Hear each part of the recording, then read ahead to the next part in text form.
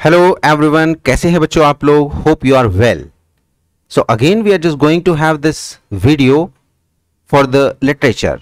सो literature में जो लगातार हम वर्क कर रहे हैं, लगातार हम क्वेश्चंस को सोल्व कर रहे हैं, उसी एक पर्टिकुलर सीरीज में ये भी वीडियो आपकी उसी लिटरेचर के लिए है. So basically it would be helpful in DSSB, NVS, KVS, UPT, PDT and other exams. So guys basically हम इसमें क्वेश्चंस कर रहे हैं लिटरेचर के, उन्हीं क्वेश्चंस के कॉन्टिन्यूशन में ये है. तो चलिए विदाउट गेटिंग लेट लेते हैं आज का सबसे पहला क्वेश्चन. तो क्वेश्चन हमारे सामने है और क्वेश्चन हमें कहता है like the question says which is called the golden period of English literature. Basically इनमें से गोल्डन एज कौन सी है लिटरेचर की? क्या ये एलिजाबेथन एज है, विक्टोरियन एज है, रेस्टोरेशन पीरियड है या फिर ऑगस्टन? ध्यान से देखेंगे, इंग्लिश लिटरेचर की गोल्डन एज अगर किसी को कहा जाता है तो that is the Elizabethan age. कब से कब तक है? 1558 टू 1603.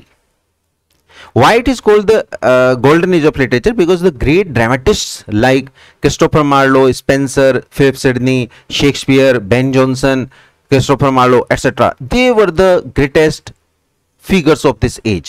और उन्होंने ड्रामा बहुत जबरदस्त लिखा है, उन्होंने कॉमेडी बड़ी जबरदस्त लिखी है. इसी वजह से ये पर्टिकुलर एज कहलाती है golden age of literature.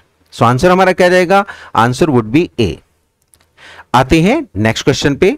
Moby Dick question बना यहां पे. मोबी डिक इज अ क्या है ये? क्या ये एक नॉवेल है, प्ले है, थ्योरी है या फिर शॉर्ट स्टोरी है? गाइस मैं आपको बता दूं ये एक नॉवेल है. What is this Moby Dick? Moby Dick का दूसरा नाम है और द वेल, WHALE. कहानी क्या है यहां पे, प्लॉट क्या है? बेसिकली ये वेल जो होती है इसी का नाम मोबी डिक है. मोबी डिक या वेल एक ही चीज है, दोनों का एक नेम है. और ये बेसिकली किसने लिखा था? एक स्वीडिश राइटर है, हरमन मेलविल. क्या नाम है इनका गाइस? हरमन मेलविल. तो इनको बेसिकली हरमन मेलविल कहा जाता है, MELVILLE. ये हरमन मेलविल ने क्या लिखा था? बेसिकली यहां पे कि स्माइल कैरेक्टर है. Smile is a seller. इस सेलर की कहानी क्या होती है कि वन टाइम जब ये यहां पे लाइक सेलिंग पे आता है तो ये मोबी डिक वेल उसको बिट कर लेती है उसकी लेग पे. इसी का बदला लेने के लिए इस वेल से ये सेकंड टाइम आता है. तो इस्माइल की एक सेलर की कहानी है, just to have vengeance from this Moby Dick the whale. और यही नोवेल का प्लॉट है. आते हैं क्वेश्चन नंबर नेक्स्ट पे. 283 Antony and Cleopatra is a tragedy written by. तो सभी लोग बहुत बढ़िया से जानते हैं कि एंटनी एंड क्लेयोपात्रा ये बेसिकली क्या है? It's a tragedy. और ये किसने लिखी है? शेक्सपियर ने. सबसे बड़ी बात यहां पे क्या है कि एंटनी कोई और नहीं है बल्कि ही इज द जर्नल. ये जर्नल है वही जस्ट जो हम किसके बाद देखते हैं? We see it after him after the death of Julius Caesar. तो जूलियस सीजर में जो एंटनी आता है वही ये है. लेकिन इसको किससे लव हो जाता है? Cleopatra, who is the queen of Egypt. ये इजिप्ट की क्वीन है, इसी से इसको लव हो जाता है और इसी के लव में ये अपने आप को भी बर्बाद कर लेता है. राइट. तो ये शेक्सपियर ने लिखा है और लास्ट में दोनों की डेथ हो जाती है. सो 283 यानी tragedy Antony Cleopatra was written by Shakespeare. Question number 284 पे आते हैं. Ernest Hemingway got Nobel prize for. किस वर्क के लिए? Old man and sea, that was written in 1953 है ना, 1952. और इसी के लिए 1953 में इनको 1953 में लिखा गया था. बिल्कुल सही है क्योंकि नोबेल प्राइज इन्होंने बोला है. तो 100% नोबेल प्राइज हमें कहां पे मिलेगा? It would be there in 1954. तो 1954 में इसके लिए इनको नोबेल प्राइज मिला था. तो हम कहां पे देखेंगे? 53 and 1954 he got the Nobel prize for this. मैं आपको बता दूं old man and sea one of the greatest work है जहां पे इनडोमिटेबल करेज दिखाया गया है. किसका? एक पर्सन का जिसका नाम है सेंटियागो. सेंटियागो बेसिकली कौन है? He is a Cuban aged fisherman. और ये फिश पकड़ता है लेकिन इस पे स्लाव आ गया है जिससे कि it has been around 84 days के ही hasn't caught even a single fish. एक भी फिश उन्होंने नहीं पकड़ी है। तो स्लाव का मीन से उनका बेड लक चल रहा है, जिस वजह से बड़ी प्रॉब्लम होती है। लेकिन 85th डे पे इंग्लिश चैनल में जाके फ्लोरिडा में वो एक मार्लिन को पकड़ते हैं, जो कि बड़ी मुश्किल होती है संभालनी, और लास्ट में क्या होता है कि उसको शार्क खा जाती है after it is killed by Santiago through the हार्पोन।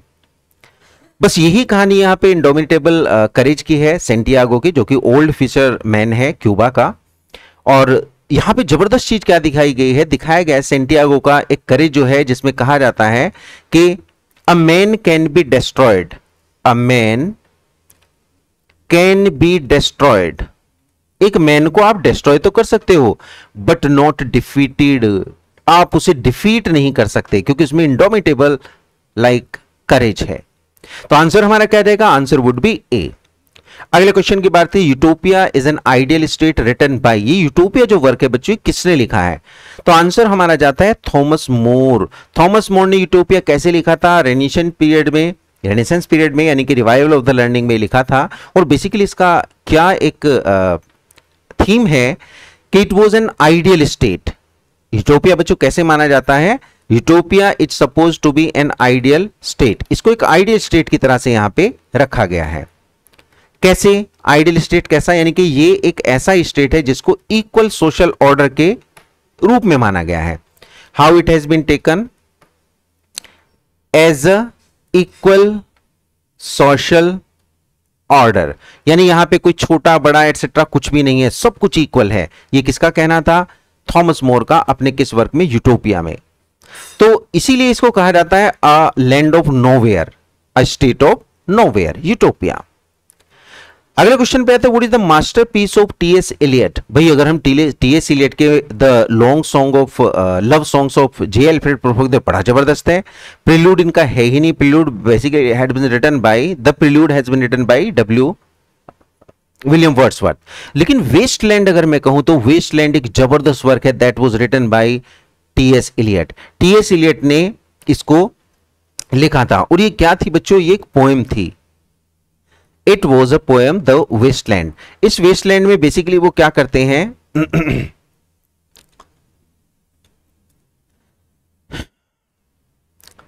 ये वेस्टलैंड बेसिकली किसको दिखाता है, उस स्टेट की कंडीशंस को, the conditions after the world war. और ये 5 में डिवाइडेड है, कमाया था 1922 में रिलीज किया गया था, और ये 5 सेगमेंट्स में 5 पार्ट्स में लिखा गया है, जिसका सबसे पहला पार्ट यहां पे आता है the burial of the dead, the burial of the dead. मैं इसे पहले भी आपके साथ में डिस्कस कर चुका हूं, बट जितनी बार भी आप इसे डिस्कस करेंगे उतना ही बेहतर होगा। A game of chess, second number पे आप लिखते हैं a game of chess. Third number पे आप लिखते हैं, थर्ड नंबर पे बच्चों यहां पे आता है the fire sermon, the fire sermon. Fourth number पे आप लिखते हैं डेथ बाय वाटर, और फिफ्थ नंबर पे है what the thunder said, what the thunder said. ये 5 पार्ट्स हमें कहां पे मिलते हैं, इसी में। Getting everyone? तो इसमें बहुत सारी डाइवर्स थीम है, डिसइल्यूजनमेंट की है, लाइक यहां पे सैडनेस है, वो सारा का सारा इसमें प्रेजेंट किया गया है बाय टी.एस. एलियट। तो ये मास्टरपीस था इनका। क्वेश्चन नंबर 287 पे आते हैं, what is the real name of O Henry. O Henry एक ग्रेटेस्ट राइटर हैं जिनका पूरा नाम है विलियम सिडनी पोर्टर, जो बिल्कुल डिफरेंट दिखाई देता है। तो आंसर हमारा क्या जाएगा, it would be William Sydney Porter. अगले क्वेश्चन पे आते हैं, which is not written by Robert Browning. Robert Browning में से कौन सा नहीं लिखा है। भाई अगर हम लास्ट चीज देखें, एंड्रिया डेल सार्टो देखें, 100% द पैट्रियट देखें, तीनों ही वर्क इनके लिखे गए हैं। लेकिन एडोनाइस अगर मैं कहूं, it is an elegy, elegy on the death of John Keats, John Keats. और गाइस जॉन कीट्स की डेथ पे किसने लिखी थी, पीबी शेली ने। तो शेली हैड रिटन दिस इन 1822, है ना। 1821 में इनकी डेथ होती है, 1822 में इन्होंने इसको लिख दिया था। तो ये पर्टिकुलर एक एलिजी है that was written by P B Shelley, not by Robert Browning. Question number 289 पे आते हैं, catharsis refers to the term. Catharsis किस टर्म को रेफर करता है, क्या कैथेरेसिस कैरेक्टर्स इन प्ले है, या फिर एनिमल्स इन प्ले है, सिंपैथी टू अदर्स है, या फिर arousal of the pity and fear. तो 100% ये डी आंसर बनेगा। कैथारेसिस बेसिकली पोएटिक से लिया गया वर्ड है, एक टर्म है जो कि ड्रामा में आती है, और ये पर्टिकुलर ट्रेजेडी की एक डिवाइस है। इस कैथारेसिस को कहा जाता है कि बेसिकली जो इंपैक्ट होगा, जो इफेक्ट होगा ऑन द रीडर और the audience, that would arouse the pity and fear and it would cleanse all the passions that have aroused in the mind of the this audience. तो audience के एक तरह से passion को swept away करता है, पिटी and fear को उसमें प्रोड्यूस करता है। यही क्या वर्क है हमारा, कैथारेसिस। सो आंसर हमारा क्या जाएगा इसमें, 100% डी होगा। अब गाइस देखते हैं क्वेश्चन नंबर 290 को। सिनिक डकी यहां पे पूछा है, cynic ducky refers to the term, ये किस तरह की टर्म है। मैं आपको बता दूं सिनिक डकी बेसिकली एक पार्ट ऑफ स्पीच है जिसका मीन्स है कि यहां पे पार्ट किसको प्रेजेंट करता है, पार्ट प्रेजेंट करता है होल को, और गाइस होल किसको प्रेजेंट करता है, पार्ट को। जब भी ऐसी कंडीशन बनेगी हम वहां पे किसको देखेंगे, सिनिक डकी को। जैसे सेंटेंस देखो, a thing stands for the whole thing, तो 100% आंसर हमारा ए जाएगा, ना कि pity and fear, self contradictory speech या फिर लॉन्ग स्पीच। जैसे अगर मैं यहां पे कहूं कि India defeated Pakistan, India defeated Pakistan in the world cup, in the world cup. So guys आप देखें, इंडिया ने थोड़ी हराया, इंडिया थोड़ी हराएगी पाकिस्तान को, बल्कि इंडियन टीम हराएगी। तो एक टीम को रिप्रेजेंट कौन कर रहा है, पूरा होल इंडिया का मतलब है होल से हम पार्ट को दिखा रहे हैं। तो आंसर हमारा ए जाएगा, यही सिनिक डकी है। अब जरा 291 को देखेंगे। Asian drama is written by, Asian drama is written by, तो ये गाइज किसने लिखा है, गनर मिर्डल ने। सो गनर मिर्डल बेसिकली इसमें क्या शो करते हैं, गनर मिर्डल बेसिकली शो करते हैं इसमें एशिया की प्रॉब्लम्स, है ना, the problems of the recession and others that are arousing in Asia with the time. तो गनर मिर्डल इसी चीज को एशियन ड्रामा में लेते हैं। तो आंसर हमारा यहां पे क्या बनेगा, it would be D. Question number 292 है, tin drum is written by, बड़ी जबरदस्त बात है, मैं आपको बता दूं जो टिन ड्रम है गाइज ये है क्या। ये टिन ड्रम बेसिकली टिन का बना हुआ एक ड्रम है, ऐसे वाला ड्रम, टिन का बना हुआ ड्रम, जैसे बजाने के काम आता है। आपने देखा होगा ढोलक होती है, ये टिन ड्रम है जो कि बजाने के अगेन काम आता है। और ये लिखा किसने, गुंटर ग्रास ने। सो Gunter Grass had written this tin drum. मजेदार बात यह है कि इसका पर्पज क्या था लिखने का, मैं आपको बताता हूं। यहां पे इस पर्टिकुलर वर्क में बेसिकली क्या है, एक कैरेक्टर है, उस कैरेक्टर के थ्रू क्या कंडीशन बनाई जाती है कि वो कैरेक्टर, वो बेबी है यहां पे, वो बेबी बेसिकली वॉर्म से बाहर आने से मना कर देता है, राइट। बाहर आने से क्यों मना करता है, वो कहता है अपनी मदर से कि पहले प्रॉमिस करो कि आप मुझे टिन ड्रम दोगी।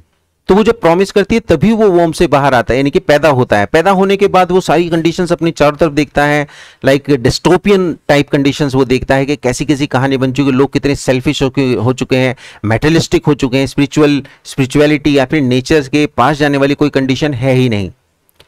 और जैसे ही नाजीज राइज होते हैं तो ये गाइज क्या करता है, उनके एंटी जाके एक तरह से वो बीट करता है इस टिन ड्रम को, just to tell the Nazis that you are not the right one. उनके राइज के साथ ही ये इस काम को करता है। तो tin drum basically Gunter grass का लिखा गया है। गुंटर ग्रास ने कब नोबेल प्राइज इनको मिला, भाई जबरदस्त वर्ल्ड के रहते तो 100% इनको नोबेल प्राइज भी मिलेगा। तो नोबेल प्राइज इनको मिला बेसिकली 1999 में। तो when did he got the Nobel prize, it was 1999।